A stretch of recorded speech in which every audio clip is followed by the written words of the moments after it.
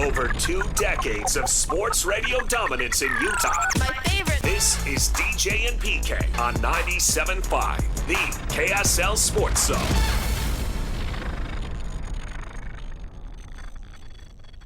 The KSL Sports Zone and Beehive Meals are honoring people that impact youth sports in our communities. Nominate the youth sports volunteer you know for the Beehive Meals Hero of the Week at KSLSports.com/contest. PK, one of your better efforts. You put up a question on our Facebook page, DJ and PK, are the Mammoth converting you yet? And we got a lot of answers on this. Some of them really predictable. Tony, absolutely. Tony, he loves playoff hockey and he loves winning. So that's not very surprising. I think a lot of people buy into that. Nate said converted the minute he heard the announcement. Scott said, I'm a Coyote fan. OG, who followed the team to Salt Lake. Not that surprising. We all know people from Arizona up here. You see the license plates and the bumper stickers and all that. If you don't know someone personally, you still see that. But there are people who have had it. It's been hard. It's been hard on them, PK. It's been difficult. Aaron, my family is all Mammoth fans. I can't turn on my Avs, though. I just can't. It's been 30 years. Aaron's bought in. And he's living in another town, but he just can't make the switch. You surprised? As someone who never did that kind of stuff yourself, you surprised? Or no. You've seen the loyalty run deep. You're not surprised at all. I mean, if that's who he's loyal to, stay to it. Why would you change? Because the team is here and your whole family did. You might go with them. I mean, probably that's the very reason not to, because your whole family has gone. Brooks, I've been an Avs fan since they've been the Avs. I'll cheer for the Mammoth except when they play the Avs. Okay. Yeah. That's a tough one inside the same division. I have seen people with the split loyalties. You know, it's easier in the NFL when you got an AFC team and an NFC team, and they rarely run into each other. It's easier to have two. It's tough when they're in the same division. Yeah, but I don't have a problem with that. If you're a hardcore, in this case, a Colorado fan, then why would you change? I don't think you should change. That doesn't mean that you can't include somebody else. But I think it's the same thing with me, right? I want to see BYU and Utah win football. Let's just go football, all right? And now, of course, with Bronco and Kerr at Weber and Utah State, I want to see them win. I mean, it's funny now. The 4 coaches that play college football along our area, I have personal relationships with each of them, right? And so I want to see them all do well. But if you go for BYU and Utah, I like to see them do well. When they play each other, I try to be neutral. When they play the Devils, all right, well, okay, well, I'm a Devil, right? And so that's one game. And, one game, and that's in a college football where one game can make a big difference, right? I never want to see the Devils beat them like 50-0, like Utah has done the last 2 times they've beat the Devils. Actually, creamed them both times, because I don't want to see these guys, these coaches, suffer. But I'm going to root for the one team over here. I'm certainly not going to show anything when I cover. But then when you've got the 82 games, what's one game? No one game in a span of 82 or 3 or 4, depending on how many times you play them. Now, if you play them in the playoff, that's a different thing. Different deal. But, yeah. We'll see when and if, probably at some point in time, that will happen. Maybe it can happen as soon as this year. Who knows? But if you have that original fandom, why would you change? There's a lot of people here who have been Laker fans, and yet they still want to see the Jazz do well. I think that, to me, I don't see where that's disloyal or conflicting. I think those can go together. Really, Laker fans who want to see the Jazz do well. Well, they don't necessarily care about the Jazz. See, like Tony Finau, big Laker fan. Mm-hmm. He knows Ryan Smith. You want to see Ryan Smith lose? The guy's a friend of mine. Speaking from Tony, not me. I'm not. Yeah. Ryan Smith's not a friend of mine. But you're not hanging out. going to Cafe Rio together? We are not. I mean, I've talked to him many times, but I'm not even sure he knows my name. I think he knows your name. I love it when you say that, man.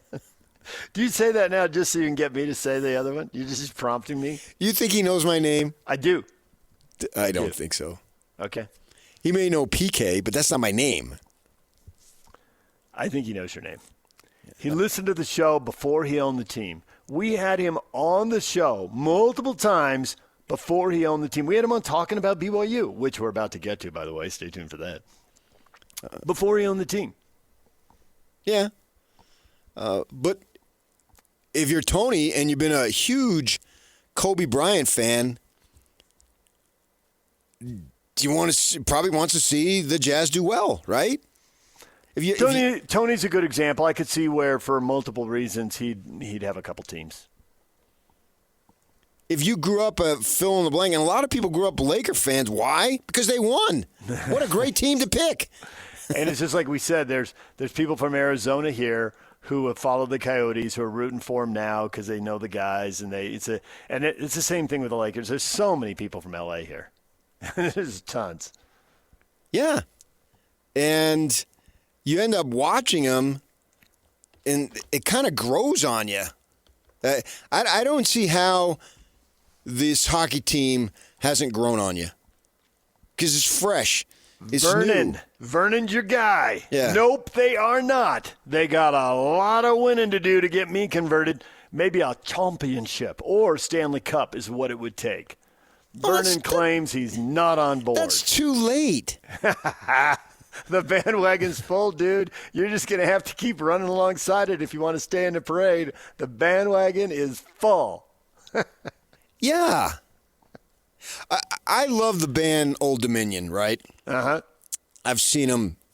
You told me about them a long time ago, before they blew up. Right. Because we've sat in here in commercial breaks. Here's one of the many things that happens in our commercial breaks.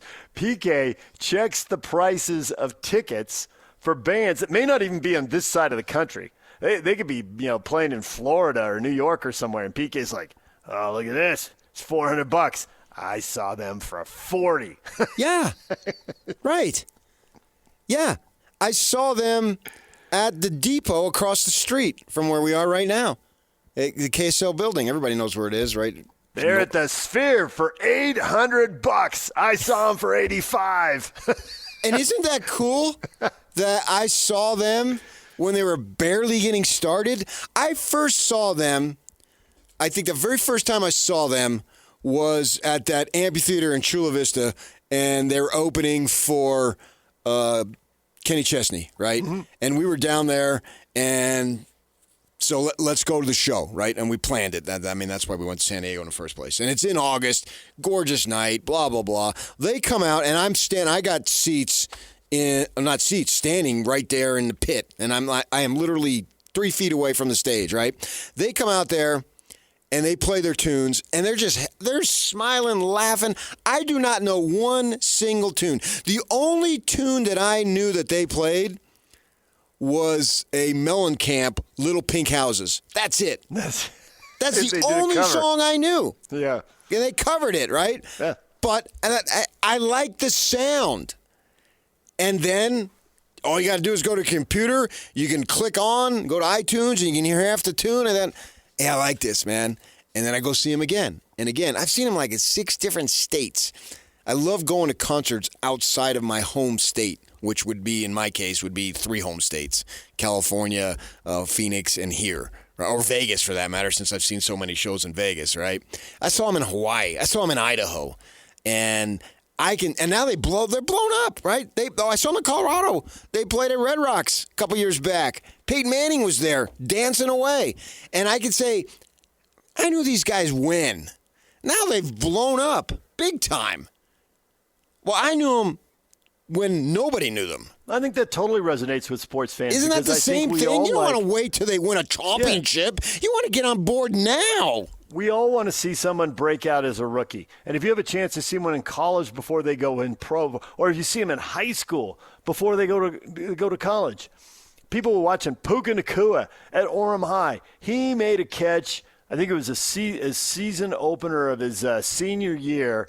He made this. It was a long pass, and he made this awesome catch in the back of the end zone and dragged his feet, got the touchdown.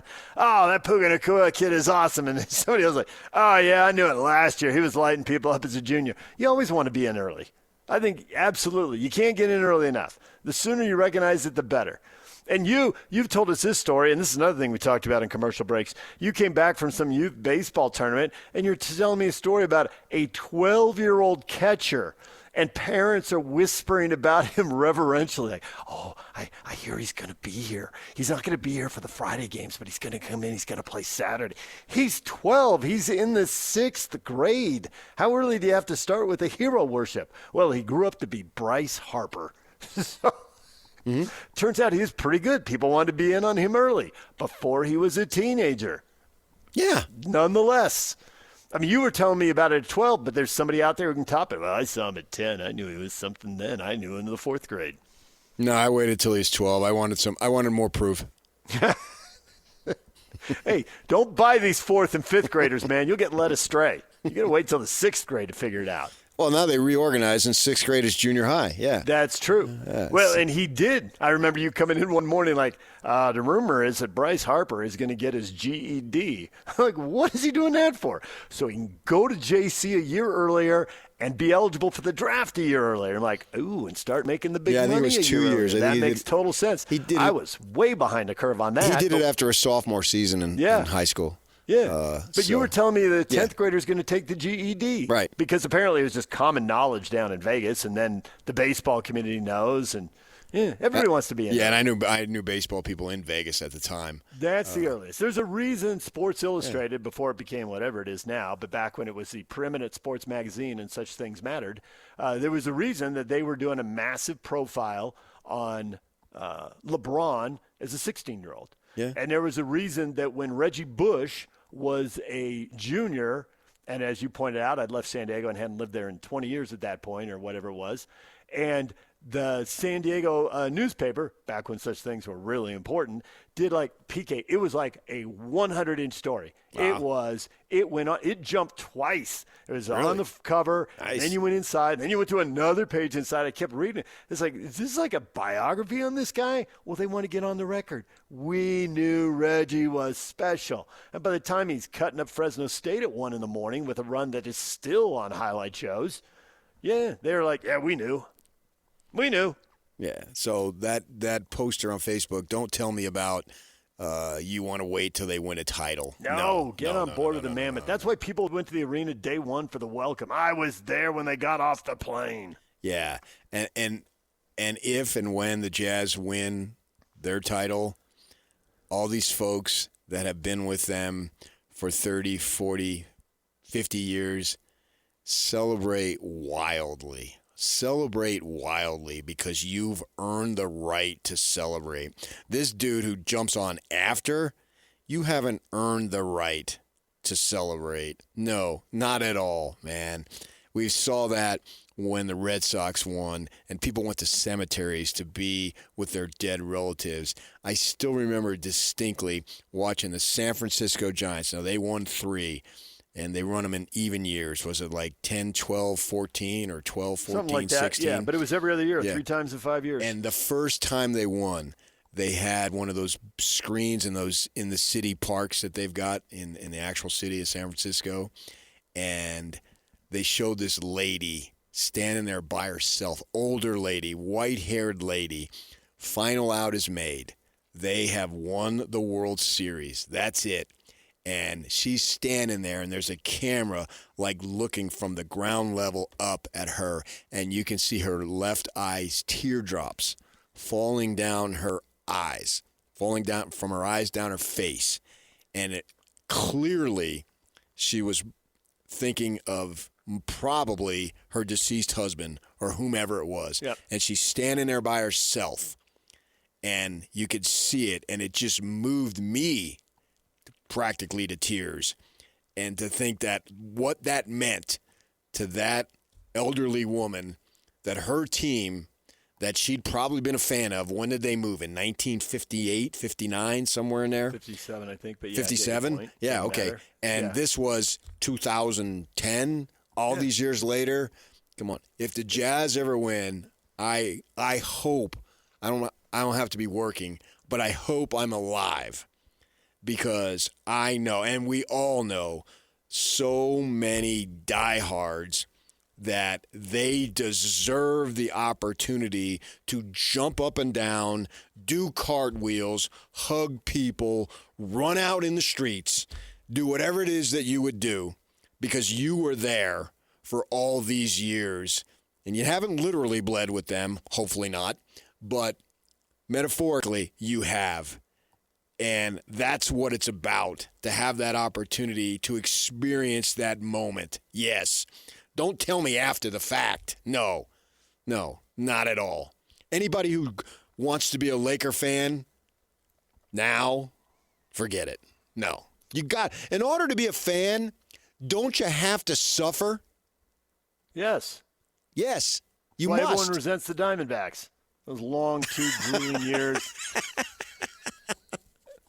And honestly, I think it's why everyone resents the Thunder. Oh, you ripped off the Supersonics. You got Kevin Durant was already drafted. You people have never really suffered. They did go through a tank in between. Well, and they lost all those guys, though. They all left. They sent Harden away. I mean, They still lost them. They still lost them. You're a fan. That's your guy. Yeah, from the fan you perspective, lost them. Whether the management did what they did. I had a kid in high school who was a huge Bobby Mercer fan, and they traded him, and he was crushed. Because that was his guy. Yeah, and he grew up in Connecticut, just across the state line, which is Yankee territory there, and they traded Bobby Mercer, and he was hurt. He's 16 years old. Yeah. So Thunder fans have suffered a little. Maybe they didn't suffer as much. Not enough. They need to suffer more. All right. If you want to go not enough, all right. I can live with that. I mean, Clipper fans have suffered enough if there were any. I think there's some. You know who really suffered and it paid off was Warrior fans. Warrior fans had a couple of lost decades in there. They were terrible. And it was because of the owner, and he sold, and they got a new owner, and they were smart enough to bring in Jerry West as a consultant, and he helped them make great decisions, and they had a great run. Well, every dynasty had to get to be a dynasty. You didn't just become a dynasty by opening up the doors. There's got to be some suffering along the lines. I went to college, and he just retired from being an anchor in Colorado Springs, and he was from Buffalo, and my gosh, he suffered. I just met a lady who introduced herself to me and said, I know everyone's excited about the Mammoth, but I'm from Buffalo. How about the Sabres? And I literally looked at her and said, oh, the Sabres and the Bills, you have suffered. She goes, I know, but look at them now. Yeah, okay, but the Bills really suffered. And they still suffer. They're suffering today. I think just Buffalo has suffered. The Sabres and the Bills, it's been agony. I've been to Buffalo. Go to Niagara Falls, right? I did. Flew into Buffalo. I've not been to Niagara Falls. I've walked the streets of Buffalo. Is that on one of your baseball trips on your way to Pittsburgh or someplace? Toronto. Oh, Toronto. Okay. Yeah. All right, DJ and PK, it's 97.5, the KSL Sports Zone. Coming up, top of the hour, Jay Stevens will join us, and we will talk hockey playoffs with Jay. What does he think of Game 4 tonight? Jay's on the way. Stay with us.